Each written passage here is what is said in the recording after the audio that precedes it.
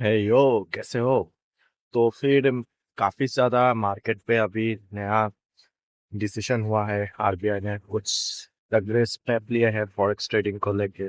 प्रॉफर्म trading को लेके भी ऐसा देखा जा रहा है कि पहली बार आरबीआई ने कुछ ऐसा बड़ा स्टेप लिया है प्रॉफर्म ट्रेडिंग को लेके। तो ये ऐसे प्रॉफर्म इंडस्ट्री क्या एक खतरा है, और क्या आपको वरीड होना चाहिए? मैं बात कर रहा हूँ फंडेड नेक्स्ट, जो आरबीआई के रेड लिस्ट में अभी अभी फिलहाल ऐड हुआ है। वो लिस्ट आपको दिखाई दे रहा होगा।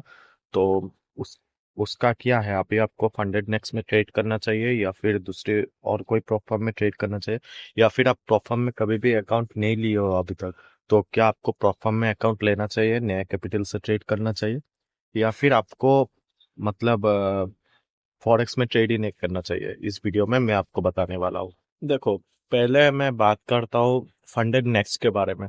तो फंडेड नेक्स्ट पहले भी ऐसा कुछ रिलायबल परफॉर्म नहीं था। वो अपना ऑफर जो है वो काफी अच्छे से तरीके से शो करता था बांग्लादेश को परफॉर्म में।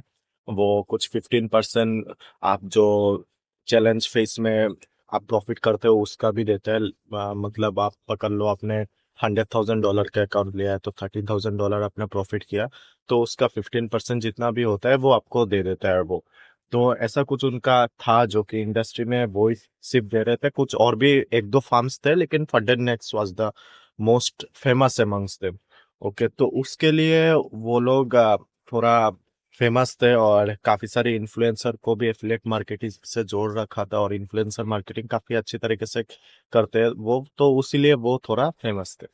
तो अभी आरबीआई के जो रिसेंट गाइडलाइंस है, रिसेंट रेड लिस्ट जो उन्होंने अभी अभी अपडेट किया, उनमें कुछ लोकल फॉरेक्स ब्रोकर थे, और फंडेड नेक्स्ट जो है वो भी उसका नाम था। तो पहली बार ऐसा हुआ कि किसी प्रोफर्म के नाम आरबीआई के फॉरेक्स में फेमार्ड एक्ट के फेमार्ड एक्ट के अंडर आया है, जो कि आरबीआई के रेड लिस्ट में है।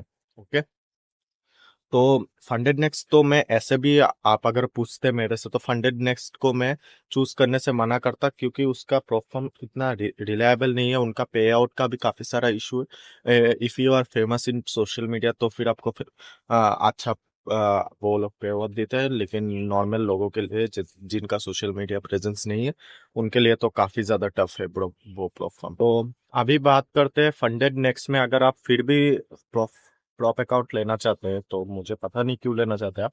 अगर आप लेना चाहते हैं तो फिर आप ले सकते हैं कि नहीं। तो एज पर माई नॉलेज और जितने भी लोगों से मैंने बात किया है, आरबीआई के रेड लिस्ट में जो भी मतलब अभी तक फॉरेक्स ब्रोकर थे, जिनमें से सबसे बड़ा नाम आप देख लेंगे एक्सएम का या फिर एक्सनेस का। वो लोग क्या करते हैं, जब आप डिपॉजिट करते हैं तो वो अलग अलग यूपीआई आईडी से अलग अलग बैंक अकाउंट में ट्रांसफर करके वो लोग डिपॉजिट लेते हैं। तो वो सिस्टम का कुछ लूप होल है, वो लोग पकड़ नहीं पाते, तो वहां से आप डिपॉजिट करके ट्रेडिंग कर सकते थे। तो लेकिन फंडेड नेक्स्ट में अभी ऐसा इशू है कि उनका ऐसा दूसरा दूसरा कुछ पेमेंट मेथड नहीं है। डायरेक्ट आप डेबिट कार्ड से पेमेंट कर सकते हो या फिर क्रिप्टो से पेमेंट कर सकते हो। अगर आप क्रिप्टो भेजोगे, क्रिप्टो रिसीव करोगे, तभी तो आपको प्रूफ देना ही पड़ेगा। अभी आप कौन से भी एक्सचेंज से करो, आपको प्रूफ देना ही पड़ेगा। और अभी उनका वैसा सिस्टम भी नहीं है एक्सनेस और एक्सएम जैसा। तो मैं तो आपको सजेस्ट करूंगा कि आप फंडेड नेक्स्ट पे, despite of all their disadvantages, आप अगर फंडेड नेक्स्ट में जाना चाहते थे तो फिर भी आप मत जाओ, क्योंकि पेमेंट का कुछ इशू हो सकता है, आपका बैंक अकाउंट ब्लॉक हो सकता है। और दूसरा बात जो है, अभी दूसरे प्रोफर्म का क्या सीन है, क्योंकि फंडेड नेक्स्ट तो आरबीआई के रेड लिस्ट में आ गया है। अभी क्या दूसरा अकाउंट भी, दूसरे प्रोफर्म जो फेमस है वो भी आ सकता है। तो टू बी ऑनेस्ट, हाँ आ सकता है।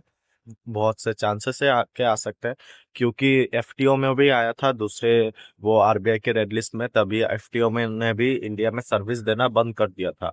और अभी अगर दूसरा प्रोफर्म आता है आरबीआई के रेड लिस्ट के अंडर में, शायद दूसरा जो ब्रोकर है, जो भी हो, वो भी सर्विस देना शायद बंद कर सकते हैं।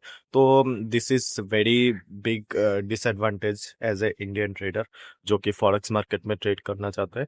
लेकिन क्या कर सकते हैं, अभी जो है वो है। हम लोग तो खुद से रूल चेंज नहीं कर सकते, वो आरबीआई के हाथ में है अभी। लेकिन जब तक नहीं आता है तब तक आप दूसरे प्लेटफॉर्म में ट्रेड कर सकते हो।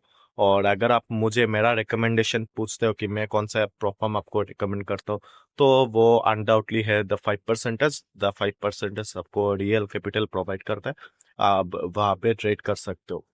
वेरीफाइड लिंक आपको डिस्क्रिप्शन में मिलेगा। और रहा बात फॉरेक्स ट्रेडिंग को लेके, तो फॉरेक्स ट्रेडिंग तो आप एक्सनेस में वैसे भी कर सकते हो। उन्होंने काफ़ी ज़्यादा अपने आप को सिक्योर करके रखा है ये सबसे, क्योंकि ऑक्टा एफएक्स क्यों क्यों उनमें उतना रेड हुआ और इतना झमेला हुआ ऑक्टा एफएक्स में, क्योंकि उन्होंने इंडिया में खुद का ऑफिस खोल के रखा था, जो कि एक्सनेस ने काफ़ी स्मार्टली खेला है यहाँ पे। उन्होंने इंडिया में कोई भी अपना ऑफिस नहीं खोल के रखा है, और वो अलग अलग पेमेंट मेथड यूज करते हैं। तो आप भी एक्सनेस में ट्रेड करना चाहते हो तो कर सकते हो। फॉरेक्स में आप बस इतना ध्यान रखना कि आप जब विड्रॉल लोगे या फिर डिपॉजिट करोगे, तो आपका अमाउंट उतना ज़्यादा कम, मतलब अमाउंट आप समझ के कर लेना, ठीक है ना।